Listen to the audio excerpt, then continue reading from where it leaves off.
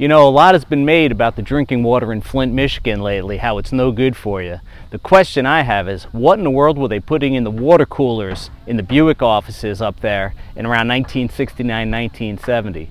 The purveyor of doctors' cars, Buick, was out doing all kinds of crazy stuff. For God's sake, they put a 455 in the GS, and they started stealing lines from the doors for their advertising. In 1970, they said they were out to light your fire. I mean, it was a totally different world for Buick in 1970. Hey everybody, Muscle Car Campy here with a beautiful example of the peak of the muscle car era, the 1970 GS455. No, this example isn't a stage one, but it is a magnificent example of what Buick was doing back then to really entice the younger generation. Before we really get started though, don't forget to hit that subscribe button and ring the bell so you get notified every time a new video goes live. You might remember Mike Polito's '69 GS400 that we featured recently. This is another one of his Buicks. Like that one, this is a truly stellar automobile. When GM allowed its divisions to install engines larger than 400 cubic inches in their 1970 intermediates, Chevy, Buick, Olds, and Pontiac all responded by developing killer 454 and 455 powered machines. But unlike Chevy and Pontiac, which continued to offer 396s and 400s, Buick discontinued its GS400 models entirely. There was the GS455 and the GS455 Stage 1. Yeah, you could still get a GS350, but that was a junior supercar at best. Mike, tell us about this car. When was it built and what unusual options does it have? Well, to the best of my knowledge, this car was ordered either in early October or late September, and it was built on November the 1st. So it was a very early car, and Buick built them in multiple locations. This car was built in Fremont, California. I have the original build sheet and some information. I bought it from a barn find in Texas in it was stored there rather in 1986, and when I got it, it was completely original, and I restored it to the exact factory specs.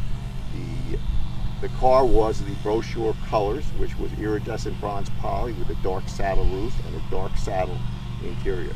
A couple of the unusual things is that Buick did not offer a wood wheel in 1970, yet this car on its build sheet and in the car you will see has a wood wheel, and that's because I believe that in 1970 they probably still had some wood wheels left. It was built in a factory that built Cutlasses, Chevelles, Buicks, so they put it on the car and it's denoted on the build sheet.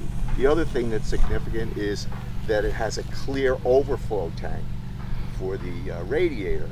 The lid is clear. Most of them were black later on, but again, it's a California Fremont build, and it was an early car, and nothing was for certain there. Just like in 1969, the GS came with a functional cold air hood as standard equipment. Air came in through these scoops. The hood was sealed to the air cleaner with rubber foam mounted squares. One thing Mike's added to this car that was not standard equipment but was optional was the front air dam. Most people are used to seeing these on the GSXs and things like that, but this was a really nice addition, and Mike does say that it improves cooling somewhat. Now Mike, I gotta ask you, they say these things had 510 foot-pounds of torque. Is that true, or was it an exaggeration? Why don't you show us? Yeah, let me give you an example if I can.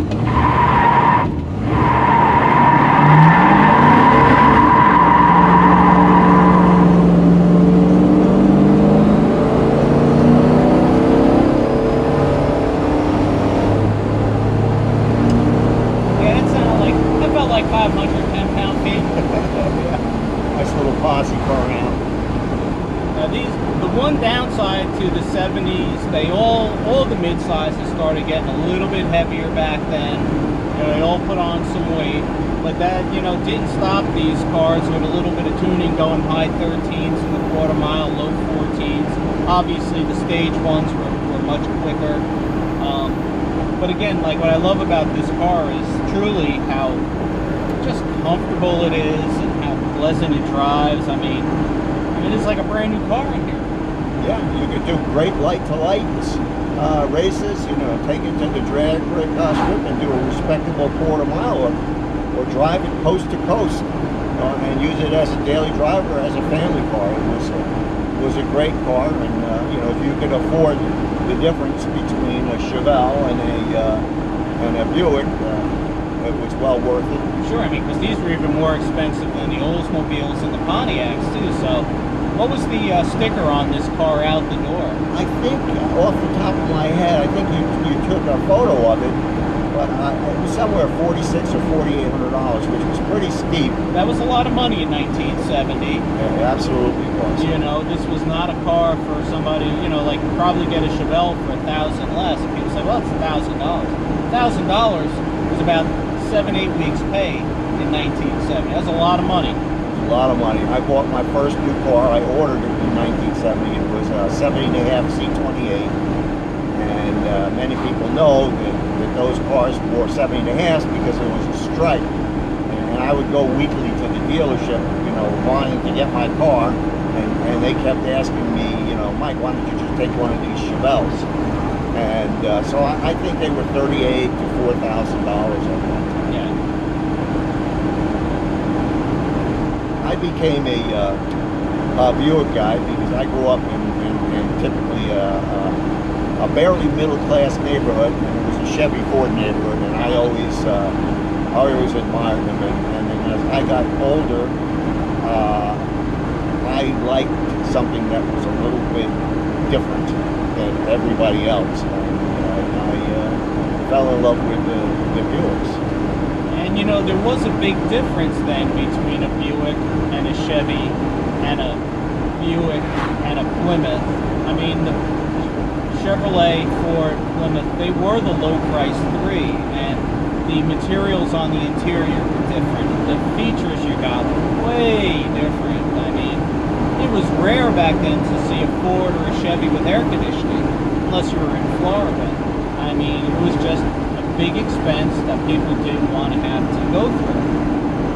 Exactly, and this car, you know, was a Texas car. It came from Denton, Texas, and anybody who lives in Texas knows that if you could get AC back then, he ordered it with it. And it was all about what boxes you checked back then. Yeah. What you got. You know, I remember ordering my first new car. Again, it was 1970, and I sat there with the salesman and my dad, and I made him go through every single option and told him which ones I wanted and which ones I didn't. Do you ever wish you had that Z28 back? Always. All I have is a picture of it now. Yeah, always. And the memories. Oh yeah, I still have the memories. Yeah, it was unbelievably fast, just incredibly fast. They rated it at 360 horsepower, and God knows what it had. Oh, those LT1 engines. I had a 72 LT1 Corvette. When I worked at Vet Magazine, we did a drag test of a 70 LT1 Corvette with 370 gears, and the car was an absolute. It ended up going like 1325 or something like that. And the driver is one of those guys who could really drive a stick. I mean, he did everything but like rip that shifter out of the floorboards. But I was like, holy cow, that was within a few ticks of a big block car back then, you know. And I know that engine in a Camaro was just a little bit less powerful. It didn't have the good exhaust manifolds. Yeah, again, I was the kind of guy, even then, I was buying a Camaro, but I still didn't want what everybody else had. And you know, I loved the Z's, and therefore, you know, I wanted something a little bit more unusual. And there was nothing like driving a high rev and a high output small block and kicking the doodle squat out of a big block. Yep.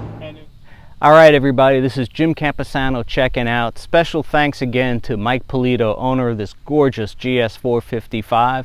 And remember, subscribe to Muscle Car Campy and ring that bell so every time a new video goes live, you get a notification. Take care and see you next time.